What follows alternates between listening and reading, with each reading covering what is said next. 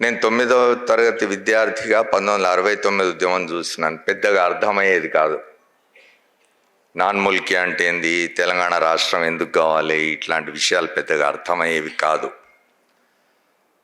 అయితే 69 ఉద్యమాన్ని నీట ముంచిన సమయానికి నాకు కొంచెం తెలివిడి వచ్చింది.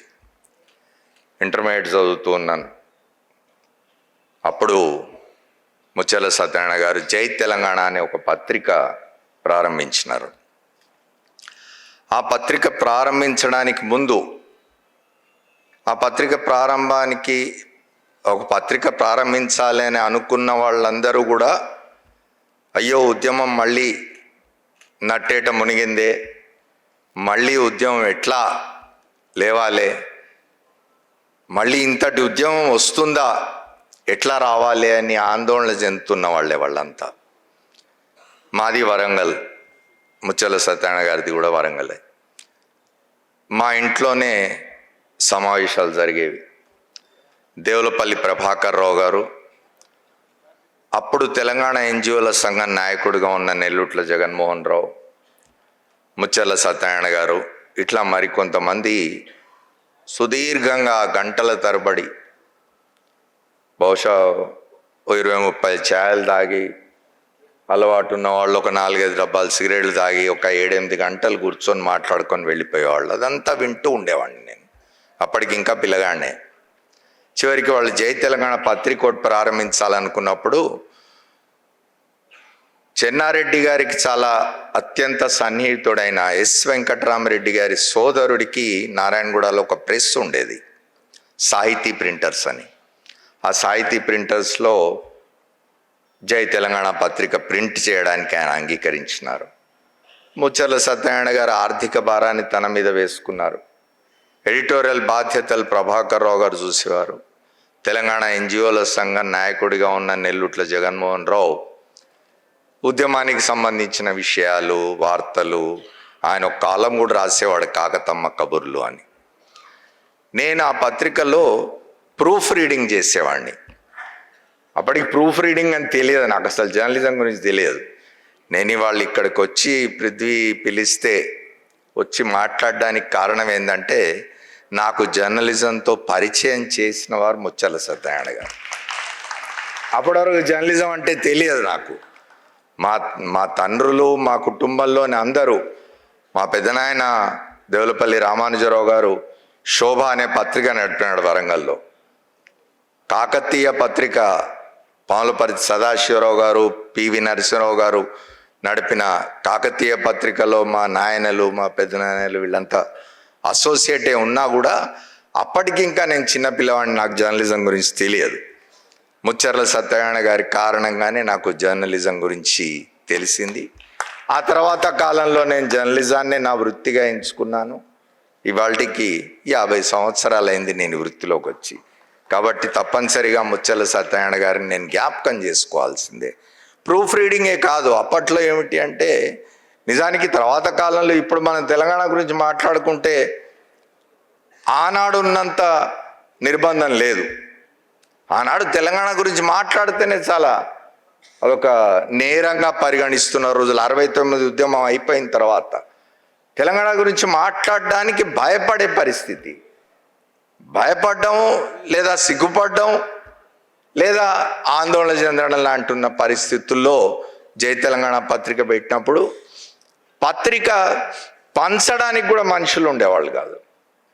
సత్యనారాయణ గారు స్వయంగా పత్రిక పంచేవాడు. ఆయన, నేను పిల్లవాడిని కాబట్టి పత్రిక బండిలో ఒకటి కట్టగట్టి నా చేతికిచ్చి బస్సు ఎక్కించేవాళ్ళు. ఓసారి మహబూబ్నగర్ పంపేవాళ్ళు, ఓసారి వరంగల్ పంపేవాళ్ళు, ఓసారి నల్లగొండ పంపేవాళ్ళు.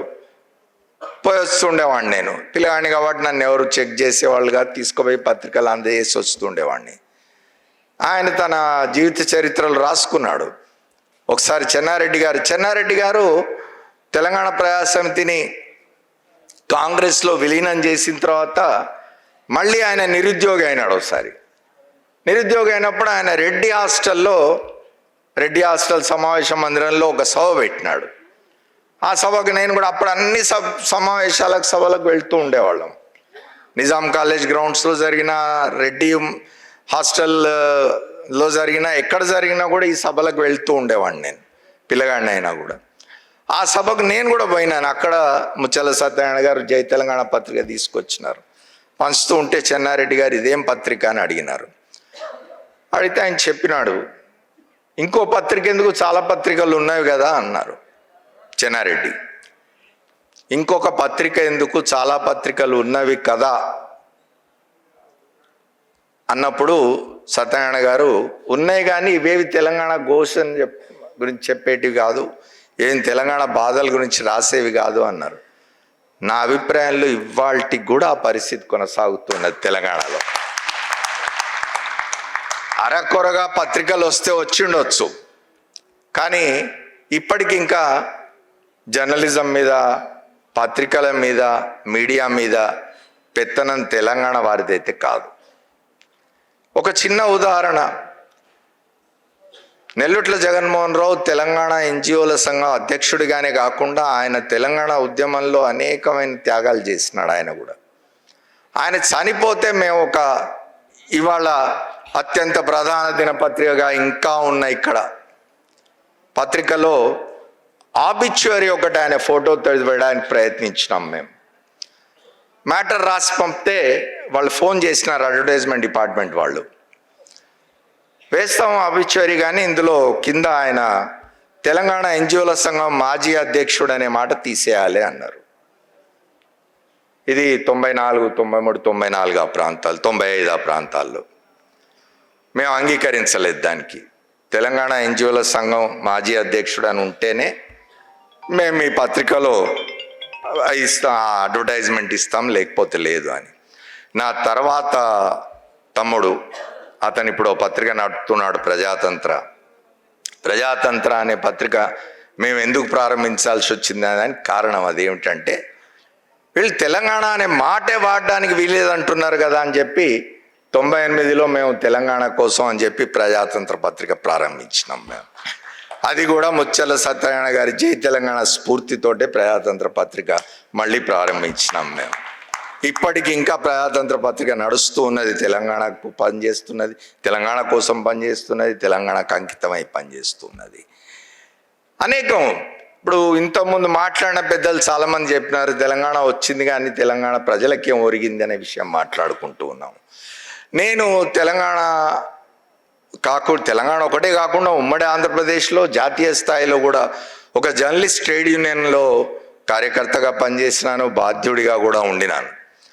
తెలంగాణ ఉద్యమం చంద్రశేఖరరావు గారు తెలంగాణ రాష్ట్ర సమితి ప్రారంభించి తెలంగాణ ఉద్యమం ప్రారంభించిన తర్వాత పీక్లో ఉన్న సమయంలో చంద్రశేఖరరావు గారు ఒక బహిరంగ సభ కాదు, జర్నలిస్టులకు సంబంధించిన ఒక సభలో చెప్పినాడు ఏమిటంటే, ఆ ఆంధ్రప్రదేశ్ వర్కింగ్ జర్నలిస్టుల యూనియన్ అన్నది దాన్ని చీల్చి మీరు తెలంగాణ కోసం ఒక జర్నలిస్ట్ సంఘం పెట్టుకోండి, నేను మీకు ఎంత డబ్బు కావాలంటే అంత డబ్బు ఇస్తానని బహిరంగంగా ప్రకటన చేసినాడు. చేసినప్పుడు నేను ఆ రోజున అనుకోకుండా మహబూబ్నగర్లో మా యూనియన్ జిల్లా మహాసభ జరుగుతుంటే నేను అక్కడికి రాష్ట్ర అధ్యక్షుడిగా వెళ్ళినాను. ఆ సభలో నేను చెప్పినాను, తెలంగాణ ఉద్యమం జరుగుతున్నది, మేము తెలంగాణ ఉద్యమం గురించి మాట్లాడుతూ ఉన్నాం, తెలంగాణ ఉద్యమానికి సపోర్ట్గా ఉన్నాం. మేము ఆంధ్రప్రదేశ్ వర్కింగ్ జర్నలిస్ట్ యూనియన్ అనేది మాత్రం రాష్ట్రం విడిపోయిన తర్వాత 2 సంఘాలు అవుతుంది, అప్పుడు తెలంగాణ సంఘం అవుతుంది.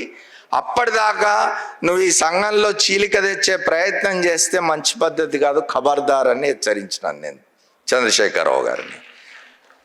నా దిష్టి బొమ్మలు తగలబెట్టించినారు తెలంగాణ అంతటా జర్నలిస్టుల చేత. నా దిష్టి అంటే వాళ్ళకు అనుకూలంగా ఉన్న కొంతమంది జర్నలిస్టుల చేత దిష్టి బొమ్మలు తగలబెట్టించినారు. నేను మా నాయకుడు శ్రీనివాసరెడ్డి గారు ఇద్దరం కూడా ఆంధ్రప్రదేశ్ వర్కింగ్ జర్నలిస్టుల యూనియన్లో బాధ్యులుగా ఉంటూ మేము తెలంగాణ గురించి మాట్లాడుతూ ఉండేవాళ్ళం, ఛానళ్ళలో పోయి మాట్లాడేవాళ్ళం, సభల్లో పోయి మాట్లాడేవాళ్ళం, ఉద్యమం జరుగుతుంటే ఉద్యమంలో పోయి పార్టిసిపేట్ చేసేవాళ్ళం. మా సంఘంలో కార్యవర్గంలో ఒక చర్చ జరిగింది, దాదాపు 14 గంటలు ఈ చర్చ కొనసాగింది. మమ్మల్ని ఆంధ్ర ప్రాంత మిత్రులు రిక్వెస్ట్ చేసినారు, మీ ఇద్దరు ఇట్లా మాట్లాడుతూ ఉంటే మాకు అక్కడ ఆంధ్రలో ఇబ్బందిగా ఉన్నది, మీరు బహిరంగంగా మాట్లాడడం మానేయకూడదా, మీరు తెలంగాణకు అనుకూలమే కావచ్చు, మీరు తెలంగాణ కావాలని కోరుకుంటూ ఉండొచ్చు, కానీ బహిరంగంగా మాట్లాడడం మానేస్తే మంచిది. మీ ఇద్దరు మా జాతీయ నాయకులు కూడా అని వాళ్ళు రిక్వెస్ట్ చేస్తే మేమిద్దరం ఒకటే చెప్పినాం, సంఘానికి రాజీనామా చేయమంటే చేస్తాం, కానీ తెలంగాణ గురించి మాట్లాడకుండా ఉండమని చెప్పినాం. ఆ రోజుల్లో నేను చెప్పినాను, తెలంగాణ రాబోతూ ఉన్నది, వస్తే ఏం జరుగుతుంది అని. వస్తే ఏం జరిగిందో మనం ఈ 12-13 సంవత్సరాల్లో చూసినాం. ఇది నేను ఈ మాట అన్నప్పుడు జర్నలిస్టులు కొంతమందితో నా దిష్టి బొమ్మలు జిల్లాల్లో తగలబెట్టిస్తున్నప్పుడు ముచ్చెల సత్యనారాయణ గారు నాకు ఫోన్ చేసినారు. ఫోన్ చేసి నేను కూడా ఇదే చెప్తూ ఉన్నాను, నేను తెలంగాణ రాష్ట్ర సమితి కేసీఆర్ గారు ప్రారంభించినప్పుడు నేను అసోసియేటే ఉన్నాను, ఇప్పుడు లేను. రేపు తెలంగాణ వస్తే వీళ్ళందరి చేతుల్లో ఏమైపోతుందో నాకు అర్థం కావడం లేదు, నువ్వు అన్నది కరెక్టే, ఎందుకు నీ దిష్టి బొమ్మలు తగలబెడుతున్నారు అని అడిగినాడు ఆయన. అప్పుడు ఓ పత్రికలో వార్తలు వచ్చినాయి నా దిష్టి బొమ్మలు తగలబెడుతున్నట్టు. ఆయన నాకు సంఘీభావం తెలిపినారు. ఇవాళ ఆయనను జ్ఞాపకం చేసుకోవడానికి వచ్చినాను ముచ్చెల సత్యనారాయణ గారిని. ఆయన ఏ తెలంగాణ అయితే కోరుకున్నాడో, ఈ తెలంగాణ ఎట్లుండాలనుకున్నాడో, ఈ తెలంగాణలో ప్రజలు ఎట్లా ఉండాలనుకున్నాడో, ప్రజలకు ఏం జరగాలనుకున్నాడో అది జరిగేదాకా అవిశ్రాంతంగా ఇట్లాంటివి కొనసాగాల్సిందే పోరాటాలు, ఉద్యమాలు.